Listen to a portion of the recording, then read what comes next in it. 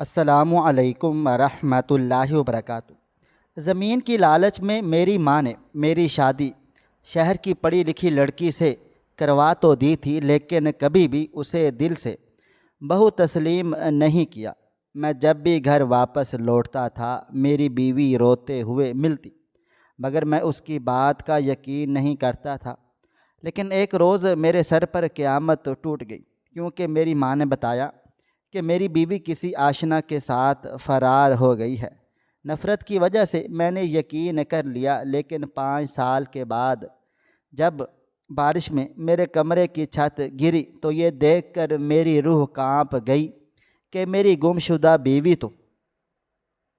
میں خاموشی سے اپنی ماں کے قدموں کے قریب بیٹھا ہوا تھا، آنکھوں سے آنسو بھل بھل بہے چلے جا رہے تھے۔ جس بیوی کی خاطر میں نے ہمیشہ اپنی ماں کو جھوٹا کہا تھا، آج اس بیوی نے ہی مجھے کہیں کا نہیں چھوڑا تھا، پورے جہاں میں مجھے منہ دکھانے لائق نہیں چھوڑا تھا۔ میں ابھی کچھ کہتا اس سے پہلے ہی میری ماں میرے کندھے پر ہاتھ رکھتے ہوئے بولی، قمر بیٹا، اس طرح سے مایوس نہیں ہوتے، یہ سب اللہ تعالیٰ کی طرف سے ایک آزمائش ہے۔ تم بس اس رب کائنات پر بھروسہ رکھو، تمہیں اللہ بہترین پھل سے نواز دے گا۔ جب کہ میں بے اختیار بولا، کیسا پھل چاہیے ماں مجھے؟ جس عورت کی خاطر میں نے اپنے آپ سے لڑائی کی، جس کی خاطر میں دنیا کے سامنے ڈٹ گیا، اپنی محبت حاصل کرنے میں شہر تک چلا گیا، اور اس عورت نے بدلے میں مجھے یہ انعام دیا کہ وہ اپنے ایک آشنا کے ساتھ بھاگ گئی۔ میں اسے کبھی بھی معاف نہیں کروں گا، اسے ہر حال میں سزا دوں گا۔ میں اسے پتال سے بھی ڈھونڈ کر نکالوں گا۔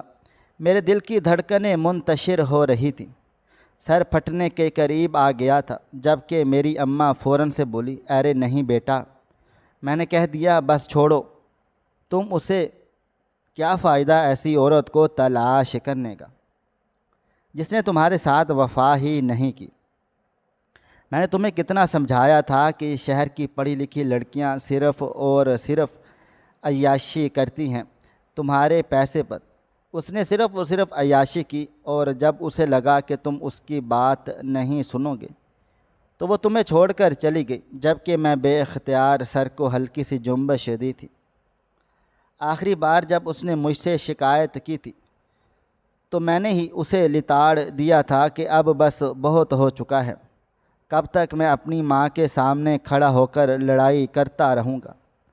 اگر میری اماں تم پر غصہ کرتی ہے تو تم چپ چاپ رہا کرو، لیکن مجھے نہیں معلوم تھا کہ میرا جواب دینا اور اس کو ڈانٹنا میرے لیے اتنا بڑا عذاب کھڑا کر دے گا۔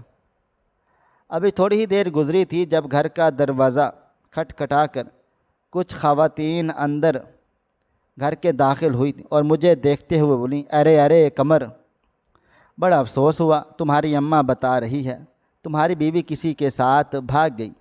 ارے یہ شہر کی جو لڑکیاں ہوتی ہیں نا، ایسی ہیں، شکر کرو ابھی بھاگی ہے، اگر تمہارا بچہ ہو جاتا پھر وہ عورت بھاگتی تو اس بچے کی زندگی بھی تباہ و برباد ہو جاتی۔ تم تو ابھی خوبصورت جوان ہو، اچھا کماتے ہو، کھاتے ہو، جائیداد ہے، آرام سے دوسری عورت مل جائے گی۔ جب کہ میں غصے سے اپنی جگہ سے کھڑا ہوا گیا تھا اور اپنی اماں کو دیکھتے ہوئے بولا، کبھی تو اپنی زبان بند رکھا کریں۔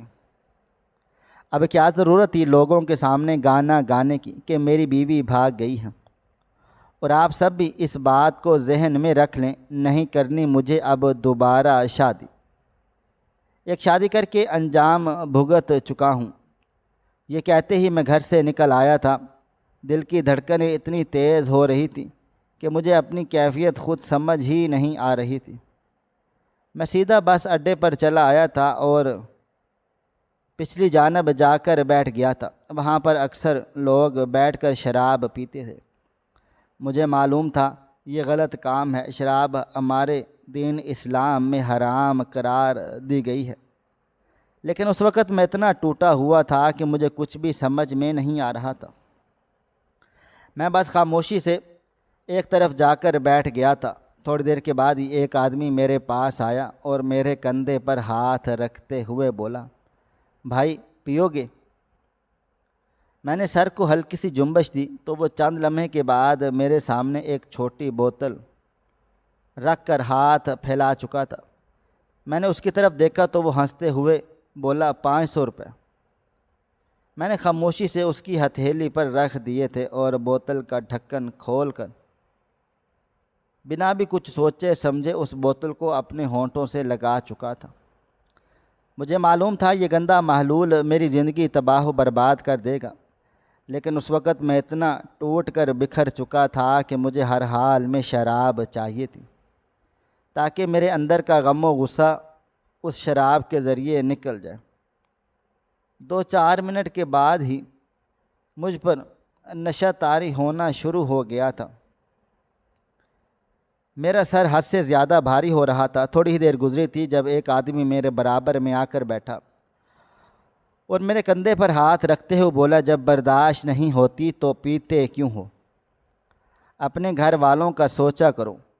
جب کہ میں نے ایک نظر اس آدمی پر ڈالی تھی اور دکھ بھرے لہجے میں بولا، جب انسان ٹوٹ جاتا ہے تو یہ دنیا کے محل ہی اس کا اندر کا غم ڈھانپتے ہیں۔ میں نہیں پیتا، آج پہلی بار اس گندے مشروب کو اپنے منہ سے لگایا ہے۔ جب کہ وہ ہنستے ہوئے بولا، کیوں، ایسا بھی کون سا ظلم و ستم ہو گیا ہے جو تم ایسی باتیں کر رہے ہو؟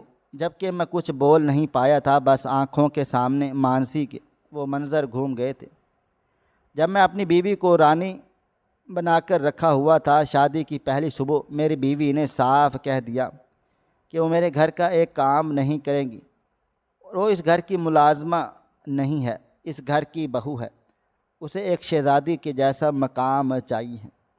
کہنے کو میری آمدنی اتنی خاص نہیں تھی، ہم گاؤں میں رہتے تھے، یہاں پر عورتیں اپنے گھر کا کام خود کرتی، مگر اپنی بیوی کی بات سن کر میں نے کوئی بھی چوں چرا نہیں کی تھی۔ میں اپنی ماں پر بھی بوجھ نہیں ڈالنا چاہتا تھا، اس لیے میں نے ایک نوکرانی اپنے گھر میں رکھی ہوئی تھی۔ میری اماں نے خوب شور شراب کیا ہوا تھا کہ تمہاری بیوی انوکھی عورت ہے، جس کی شادی ہوئی ہے۔ ہر لڑکی کی شادی ہوتی ہے، ہر لڑکی اپنا گھر سنبھالتی ہے، اور اگر تمہارے بیوی کے یہی چونچلے رہے تو میں اس کے ساتھ نہیں رہوں گی۔ مگر میں نے اپنی ماں کو ہی ڈانٹ کر خاموش کروا دیا تھا کہ اماں مجھے گھر بسانے دو، میں اس سے محبت کرتا ہوں، میں اسے کسی بھی طرح ٹریٹ کروں، مجھے نہیں روکو۔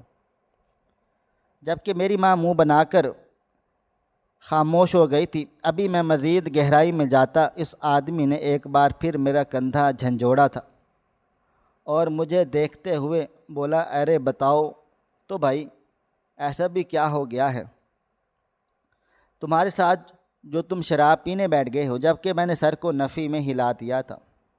بے شک میں اس وقت نشے کی حالت میں تھا، لیکن مجھ میں اتنی صلاحیت موجود تھی کہ میں اپنے گھر کی عورتوں کی مات کسی غیر مرد سے نہ کروں۔ چپ چاپ میں اپنی جگہ سے کھڑا ہو گیا تھا اور وہ آدھی سے زیادہ بوتل میں نے وہیں پر چھوڑ ڈالی تھی اور خاموشی سے گھر کی طرف بڑھ کر گیا تھا۔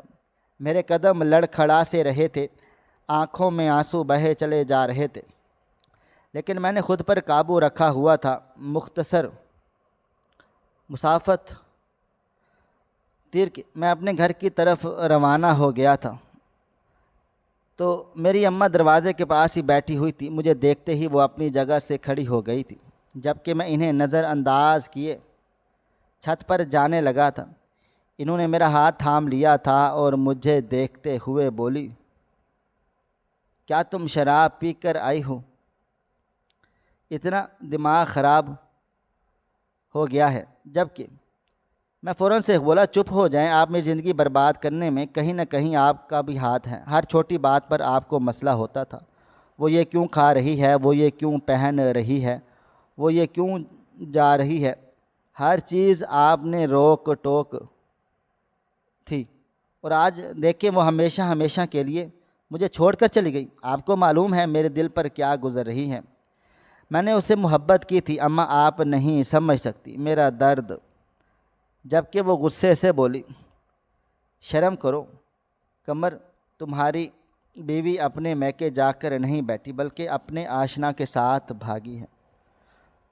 تم اس پر لعنت بھیجا کرو۔ ان باتوں کو جب میں کچھ بول ہی نہیں پایا تھا، ان کے الفاظ میرے زخموں کو ادھیڑ رہے تھے۔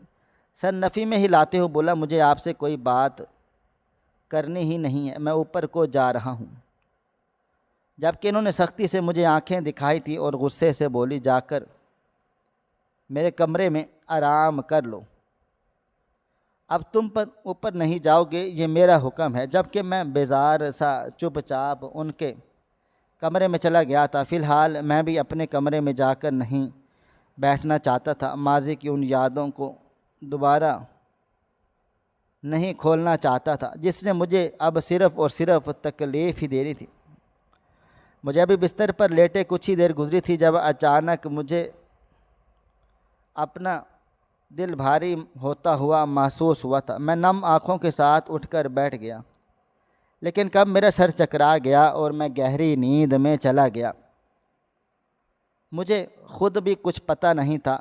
میری آنکھ صبح فجر کے وقت کھلی، ایسا لگ رہا تھا جیسے کوئی مجھے پکار رہا ہے۔ میں اٹھ کر بیٹھ گیا، چاروں طرف نظر دوڑائیں تو میری اماں کمرے میں ہی نماز فجر ادا کر رہی تھیں۔ کچھ دیر میں ان کی پشت کو دیکھتا رہا تھا اور پھر اپنے سر کے بالوں کو سمیٹتا ہوا واش روم کی طرف بڑھ گیا تھا۔ فریش ہونے کے بعد میں نے وضو وغیرہ بنایا تھا اور باہر آ کر اللہ تعالیٰ کی بارگاہ میں سجدہ ریز ہو گیا تھا۔ فجر کی نماز ادا کر کے میری آنکھوں سے آنسو خود بخود بہنا شروع ہو گئے تھے۔ ہاتھ آسمان کی جانب اٹھائے میں بے اختیار بولا، اے رب کعبہ، تم تو خوب جانتے ہو کہ میں بے قصور ہوں۔ میں نے اپنی بیوی کے ساتھ ہمیشہ انصاف کیا، مجھے تیرے در سے بھی انصاف کی امید ہے۔ یا رب میری بگڑی ہوئی قسمت سنوار دیں، جس طرح میری بیوی مجھے چھوڑ کر گئی ہے وہ لوٹ کر واپس آ جائے اور مجھ سے معافی مانگے، اور اس طریقے سے ہماری علیحدگی ہو۔ اللہ تعالیٰ، یا اللہ، جس طرح وہ چھوڑ کر گئی ہے مجھے چین نہیں آ رہا، مجھے راحت چاہیے، سکون چاہیے۔ کافی دیر تک میں اپنے رب کے سامنے بیٹھا روتا رہا تھا، گڑ گڑاتا رہا تھا، مگر میرا دل سکون میں نہیں آ رہا تھا۔ نماز ادا کر کے میرا ارادہ اپنے کمرے میں جانے کا تھا تاکہ کپڑوں کے بغیر تبدیل کر کے میں کام کے لیے نکل سکوں۔ میں ابھی کمرے سے باہر آیا تو میری اماں دیوار کا سہارا لیے نیچے آ رہی تھی۔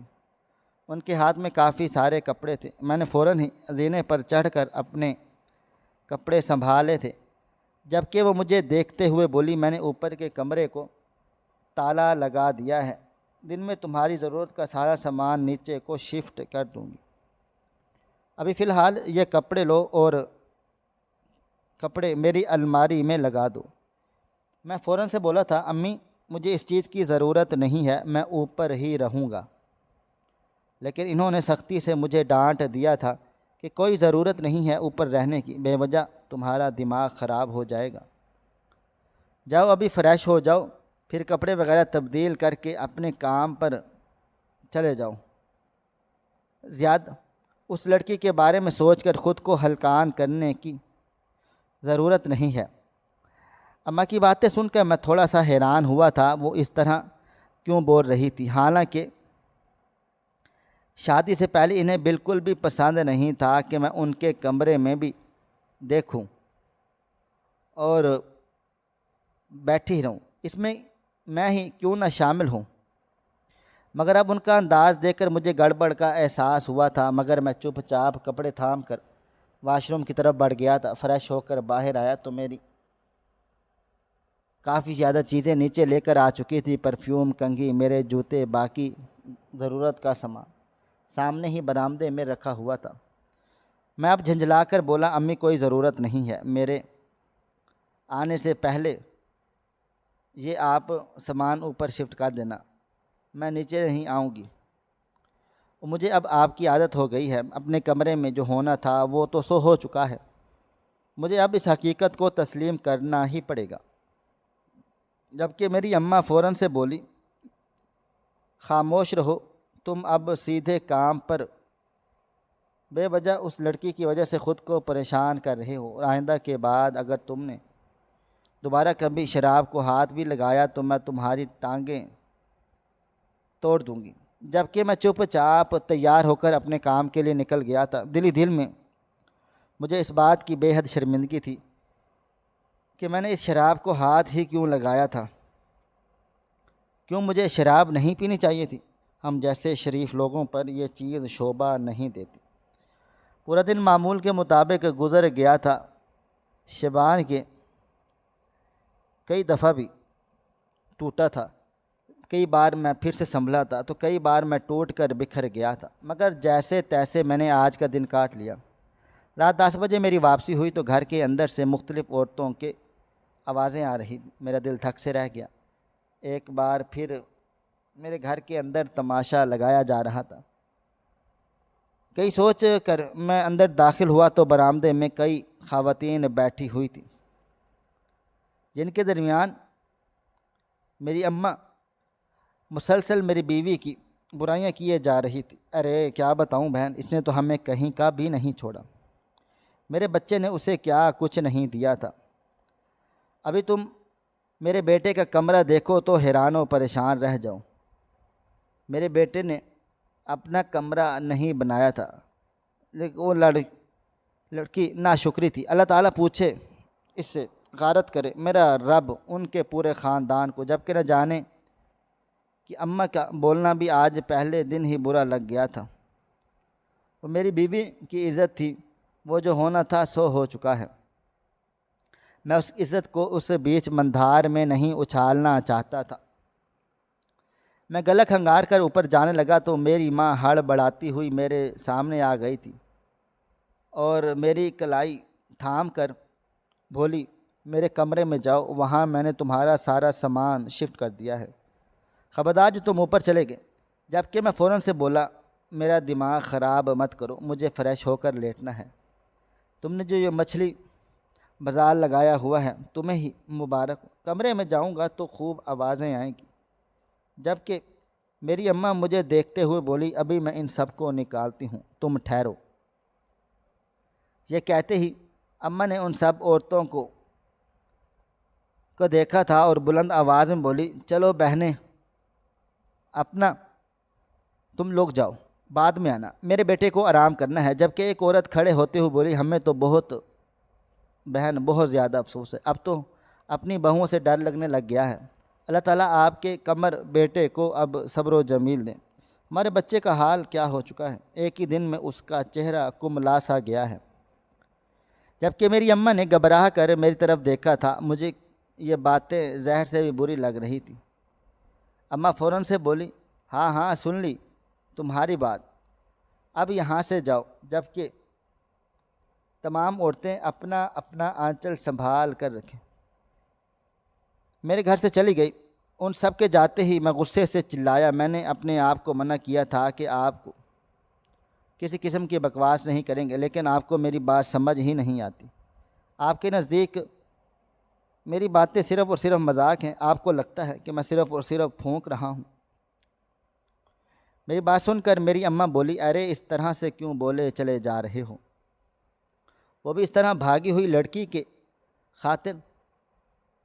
اچھا ہی ہوا جان کا عذاب ہمارے سر سے ٹل گیا، کیونکہ تمہیں ہی نہ پتا کہ وہ لڑکی کتنی تیز ترار تھی، تمہارے کان بھرتی رہتی تھی، حالانکہ میں تو کچھ بھی نہیں کرتی تھی۔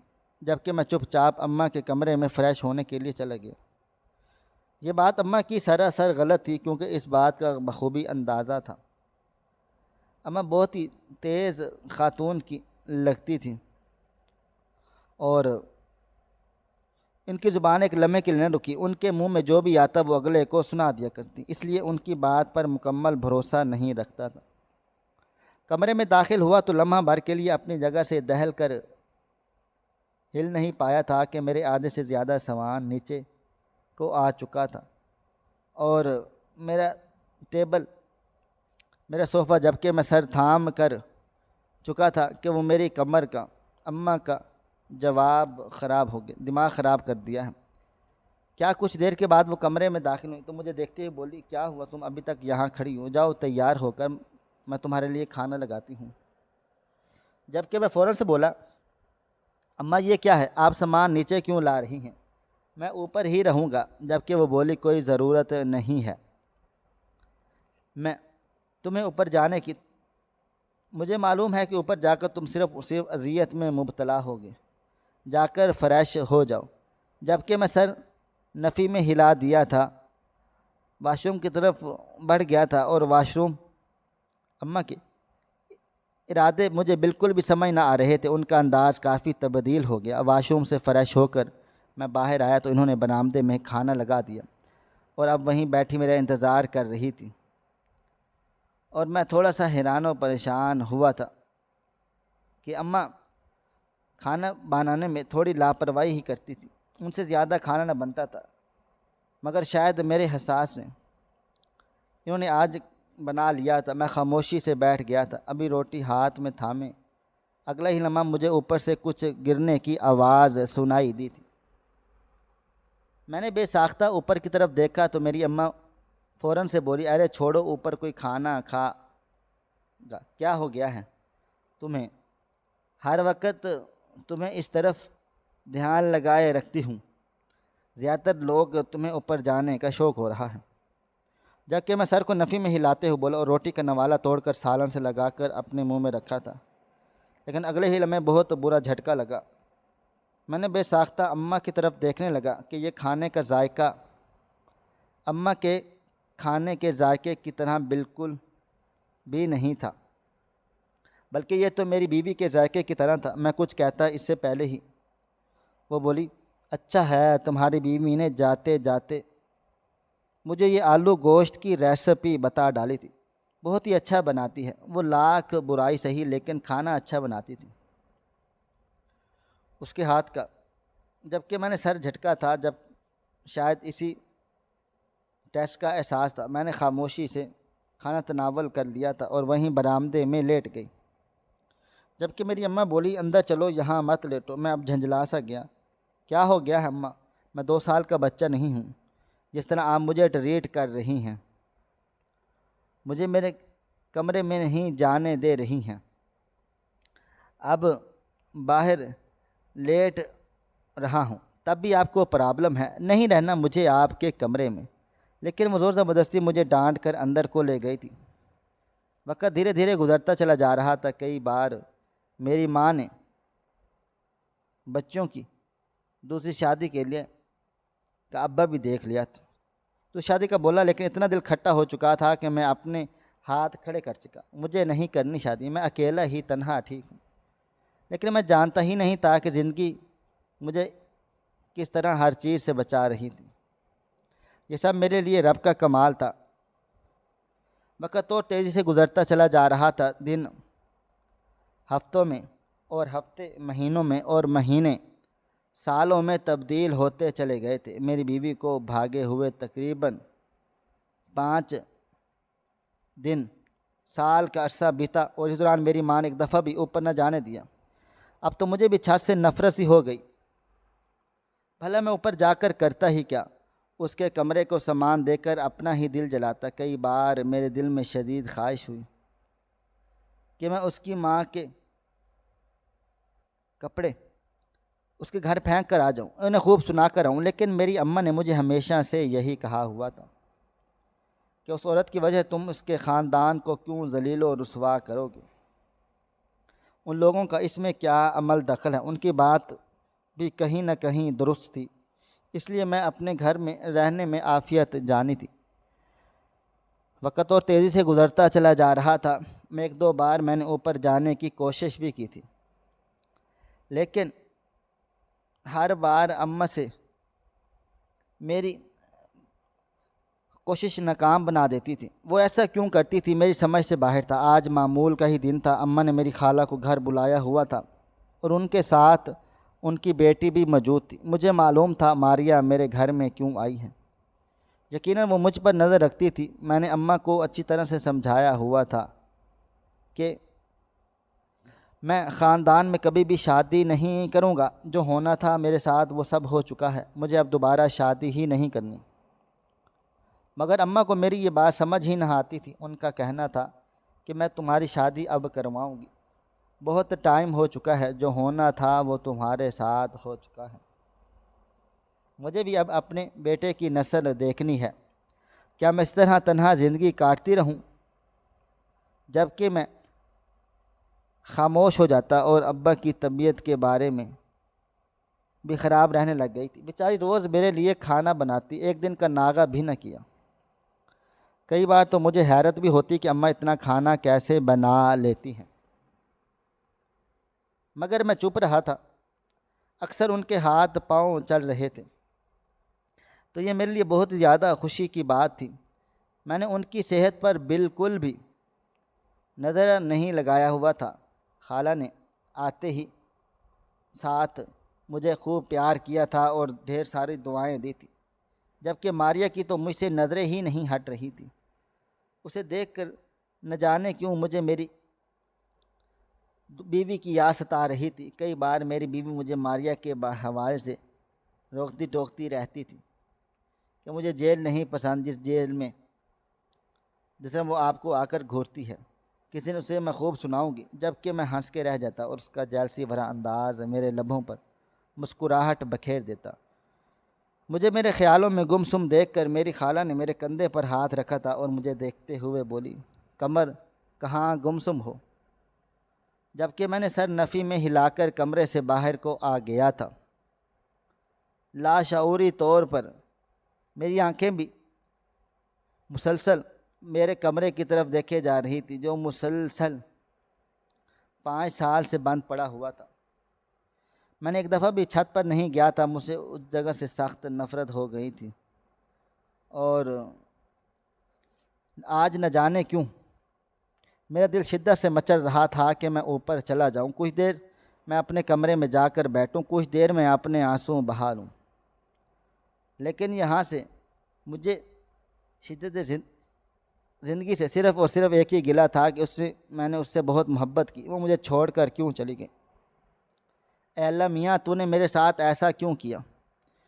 کچھ سوچ سمجھ کر میں نے اپنے قدم سیڑھیوں کی طرف بڑھا دیے، مگر آدھے راستے پر پہنچ کر جیسے ہی سیلاب واپس آیا، اللہ کا وقت دھیرے دھیرے گزرتا چلا جا رہا تھا۔ بارشوں کا سیزن شروع ہو گیا تھا، جس کی وجہ سے اماں کافی زیادہ پریشان تھی۔ بارش میں ان سے زیادہ کام کاج نہ ہوتا تھا۔ میں بھی گھر پر ہی رہتا تھا، اس لیے ہر کام میں اپنے ہاتھ سے کیا کرتا۔ ابھی ابھی میں ان کے لیے 2 کھانے کے برتن کمرے میں داخل ہی ہوا تھا کہ جب اچانک باہر زوردار دھماکے کی آواز آ گئی تھی اور میں سانس لینا بھی بھول گیا تھا۔ میرے کمرے کی چھت گر گئی تھی، میں دیوانہ وار اوپر کی طرف بھاگا تھا۔ کمرے میں میری بیوی کا سامان موجود تھا، بے شک اس سے لاکھ نفرت سہی، مگر میں اس چیز کو بھی نقصان نہیں دے سکتا تھا۔ مگر جب میں اوپر جا پہنچا تو مجھے کسی کی گھٹی گھٹی سسکیوں کی آواز چلی آئی تھی، کوئی کرا رہا تھا۔ میں نے فوراً ہی اوپر کی طرف قدم بڑھا دیے تھے اور اگلا حملہ میرے دم نکلنے کے قریب آ گیا تھا۔ میری بیوی ملبے کے نیچے دبی ہوئی تھی، میں اپنا سر پکڑ کر وہیں بیٹھ گیا۔ یہ سب کچھ کیا تھا مجھے کچھ سمجھ نہ آ رہا تھا۔ تھوڑی دیر کے بعد مجھے اماں کی آواز نیچے سے آئی تھی کہ اسے نکالو، مر جائے گی، وہ ہم پر الزام لگا دے گی۔ جبکہ میں ایک نظر پلٹ کر اپنی ماں کو دیکھا اور پھر فوراً ہی اس ملبے کی طرف بڑھا تھا اور اپنی بیوی کو بڑی مشکلوں سے کھینچ کر نکالا۔ کافی کمزور ہو چکی تھی، آنکھوں کے گرد سیاہ ہلکے دھان پان سا وجود، اور اگلا سیزن بالکل بیکار۔ سانس لینا بھول گیا، اس کا وجود سانس لے رہا تھا، وہ زندہ تھی۔ میرے گھر میں یہ حقیقت میرے 14 طبق روشن کر چکی تھی۔ اس کا سر پھٹ چکا تھا، ہاتھ پاؤں میں خراش آئی ہوئی تھی۔ میں فوراً سے اسے اپنی گود میں لیے نیچے آ گیا اور ایک نظر اماں پر ڈال کر فوراً سے اسے ہسپتال لے کر بھاگا۔ ایک مختصر مسافت طے کر کے میں ہسپتال جا پہنچا تو اسے فوراً ہی ایمبولینس میں داخلہ دے دیا گیا اور اس کوریڈور میں سر تھام کر بیٹھا ہوا تھا کہ یہ ہوا کیا تھا، مجھے بالکل سمجھ نہیں آ رہا تھا۔ زندگی اتنی حیرت انگیز ہو سکتی ہے، میں نے کبھی تصور نہ کیا تھا۔ کچھ دیر کے بعد ڈاکٹر باہر آئی اور مجھے دیکھتے ہوئے بولی، سر نسیم، آپ کہ بیوی کو ہوش آ گیا ہے، لیکن ان کی طبیعت خاص ٹھیک نہیں ہے، آپ ان کا خیال رکھیں۔